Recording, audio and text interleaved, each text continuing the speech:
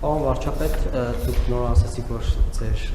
նշանակված կադրերից մեկը, որի մանդիմադիր է, ուղարկել եք ընդդիմություն աշխատելու ըստ էության արդեն,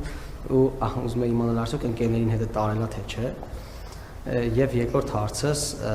դուք վերջերս նորից խոսել եք օտարերկրյա գործարարների մասին, նաև ինոագենտների մասին եք հիշատակել, ուզում եի հասկանալ, թե ում մասին է խոսքը ինոագենտներ ասելով կամ օտարերկրյա գործարարներ ասելով ում նկատի ունեք, արդյոք կան այդպիսի բացահայտված դեպքեր, թե ոչ։ Նախ ես կարող եմ ասել այդ ընկերներից ոչ մեկ չի աշխատում հիմա, բնականաբար,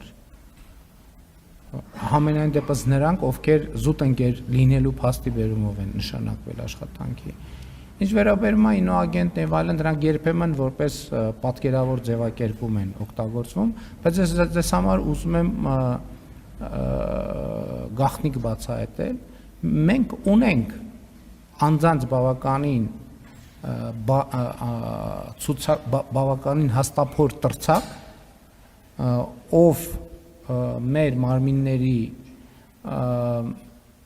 գնահատմամբ եւ ձեռք բերված տվյալներով գործում են այլ երկրների օրակարգով,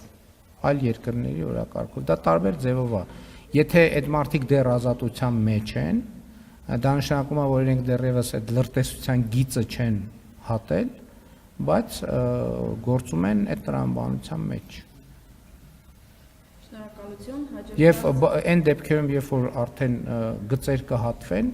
կան, որ շատ մոտիկ են, գծին սենց եզրով քայլում են,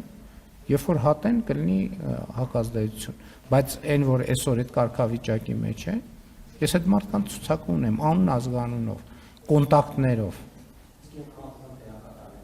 Ես խոսում եմ առաջին հերթին քաղաքական դերակատարների մասին։